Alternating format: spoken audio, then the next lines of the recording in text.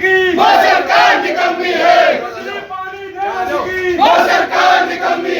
नहीं चलेगा, नहीं चलेगा, गहलोत तेरा अत्याचार, नहीं चलेगा, नहीं चलेगा। सो गहलोत मुर्दाबाद, मुर्दाबाद, मुर्दाबाद, सो गहलोत मुर्दाबाद, मुर्दाबाद, मुर्दाबाद। अरे गहलोत कहना मान ले, वही बिस्तर बांध ले, अरे गहलोत कहना मान ले, वही बिस्तर बांध नहीं चलेगी, कांग्रेस तेरा अत्याचार, नहीं चलेगा, नहीं चलेगा। कांग्रेस तेरा अत्याचार, नहीं। पानी दे न सकी, वो सरकार निकम्मी है, बिजली पानी दे न सकी, वो सरकार निकम्मी है, वो सरकार निकम्मी है, वो सरकार बदलनी है। गहलोत तेरी तानाशाही नहीं चलेगी, नहीं चलेगी, दे न सकी, वो सरकार निकम्मी है, जो सरकार निकम्मी है, वो सरकार बदलनी है। सो गहलोत मुर्दाबाद। भारतीय जनता पार्टी के कार्यकर्ताओं ने फ्यूल चार्ज व बिजली की महंगी दरों को ध्यान में रखते हुए हंगामा व धरना प्रदर्शन करते हुए ज्ञापन सौंपा। वहीं कार्यकर्ताओं ने आरोप लगाया कि महंगाई राहत शिविरों के नाम पर सरकारी पैसे पर एक विज्ञापन किया जा रहा है और राहत के नाम पर आफत बना दी गई है। आइए सुनते हैं अध्यक्ष महोदय की ज़बानी। आप सभी जानते हैं कि राजस्थान के अंदर किस तरह कांग्रेस की भ्रष्ट सरकार है। इसके राज्य में किस तरह भ्रष्टाचार तो चरम पे है ही, महिलाओं पर अत्याचार चरम पे है ही, साथ साथ में बिजली की जो दरें, जिस तरह इन्होंने 2018 में घोषणा पत्र में और गहलोत जी ने कई बार अपनी घोषणाएं करी कि हम बिजली की दर नहीं बढ़ाएंगे, लेकिन निरंतर लगातार जब से इनकी सरकार बनी तब से लेकर आज तक निरंतर ये बिजली की दरें बढ़ाए जा रहे हैं और फ्यूल चार्ज के नाम पर इस तरह जनता को लूट रहे हैं। क्योंकि रीडिंग तो सेम आ रही है लेकिन फ्यूल चार्ज को बार बार बढ़ा रहे हैं, वो किसी को नहीं दिख रहा। फ्यूल चार्ज से लोग इतने परेशान हैं कि अब के महीने में कम से कम 5-5 हज़ार लोगों के बिल बढ़कर आए हैं। और आगे तो आप देख ही रहे हो, जनता में इतना ज़्यादा रोष है कि सेक्टरों में अगर आप एक सर्वे करोगे तो लोग इतने परेशान हैं बहुत ज़्यादा बिजली को लेकर के। आपका मुख्य मुद्दा अभी बहुत जल्दी चुनाव भी हैं, तो मुख्य मुद्दा क्या रहेगा, क्या मुद्दे हैं? मुख्य मुद्दे तो बहुत हैं, लेकिन अभी तो हम जो सभी लोग भिवाड़ी के जो हमारे कार्यकर्ता हैं भारतीय जनता पार्टी के, वो बिजली को लेकर ही हैं। क्योंकि अभी गर्मी का समय है और बिजली तो सबको चाहिए, लेकिन इसके जो जिस तरह बिजली के बिल बढ़कर आ रहे हैं, इससे आम लोगों की जो जेब पर जो भारी बर्डन पड़ रहा है, इससे लोग बहुत ही ज़्यादा त्रस्त है। और ये एक तरह से कहीं ना कहीं उनकी आर्थिक स्थिति को कमज़ोर करने की स्थिति पैदा कर दी सरकार ने, जो आमजन की बिल्कुल इसको चिंता नहीं सरकार को।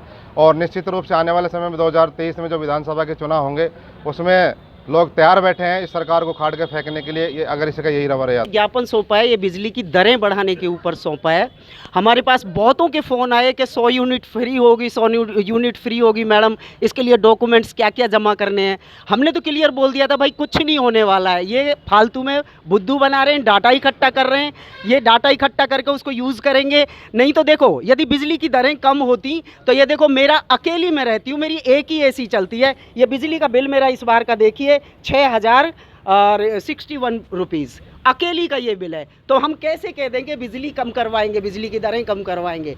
कुछ नहीं होने वाला है। ऐसे ही अत्याचार चल रहा है, ऐसे ही चलता रहेगा जब तक भाजपा की सरकार नहीं बनेगी, और इस बार भाजपा की सरकार बन के रहेगी। अगर 100 यूनिट की जो माफी वो मिलती है तो हाँ क्या जी। आपके बीजेपी का जो मंडल है या बीजेपी के जो सदस्य हैं वो उसका बहिष्कार करेंगे? नहीं, बहिष्कार नहीं करेंगे, लेकिन ये है कि कम से कम देखेंगे तो सही कि ये जो बोलते हैं वो करते भी हैं या ऐसी फालतू में बकवास करते हैं।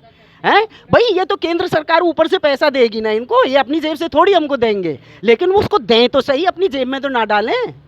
बहुत जल्द अगर इसका कोई बदलाव आपको नजर नहीं आया तो क्या अगला कदम रहेगा? अगला कदम हमारा यही रहेगा, धरना प्रदर्शन ही क्या, हम पूरी जगह जगह जाएंगे और लोगों को अवगत कराएंगे कि भाई ये लोग इस तरह से धांधलेबाजी कर रहे हैं। सभी लोग बीजेपी सरकार का सहयोग करें ताकि अच्छी सरकार बने हमारी और अच्छे से कार्य आगे। ये धरना प्रदर्शन का कार्यक्रम रखा गया। जिस तरह से जनता पर लगातार बिजली के भार पड़ रहे हैं, जिस तरह से बिजली की कटौतियाँ सरकार द्वारा और जिस तरह से अवैध वीसीआर भरी जा रही, उन सबके विरोध में भारतीय जनता पार्टी का कार्यकर्ता जनता और सरकार के बीच पुल बनाने का काम कर रहा है कि उनकी जितनी नाकामियां हैं उन नाकामियों के विरोध में ये हमारा साधारण ज्ञापन प्रदर्शन था।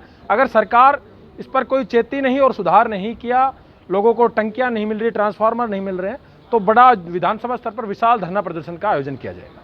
जब चुनाव नजदीक आते हैं तो कोई भी पार्टी, चाहे वो कांग्रेस हो चाहे बीजेपी हो, तो चुनाव के आसपास ही ये विरोध प्रदर्शन और ये फ्यूल चार्ज और ये सब समस्याएं क्यों याद आती है? ऐसा नहीं है पत्रकार महोदय, सड़क से लेकर सदन तक भारतीय जनता पार्टी का कार्यकर्ता जब भी सरकार विपक्ष में रहा है तब हमेशा पहले दिन से और जिस दिन तक भी चुनाव होगा, चुनाव के बाद भी हमारे उद्देश्य राज्य में आना नहीं, जनता को सुख सुविधाएं मुहैया कराना है। अब जब भी देखोगे कि नरेंद्र मोदी जी की योजना थी, 75 लाख लोगों को उज्ज्वला योजना के अंतर्गत गैस सिलेंडर मिला, इस सरकार ने 14 लाख लोगों का रजिस्ट्रेशन किया। बाकी अब आप हिसाब लगाओ, 5 लाख लोगों का और कर देंगे तो तकरीबन 55-56 लाख लोग बच जाएंगे ऐसे, जिनको उज्ज्वला योजना के अंतर्गत जो ये सब्सिडी दे रहे वो भी नहीं मिल पाएगी। ये रजिस्ट्रेशन कराना एक बहाना है। अगर सब्सिडी देनी है तो तमाम सभी लोगों को देनी चाहिए, चाहे वो 100 रुपये हो, चाहे वो 100 यूनिट तक की हो, चाहे वो सब्सिडी सिलेंडर पे हो।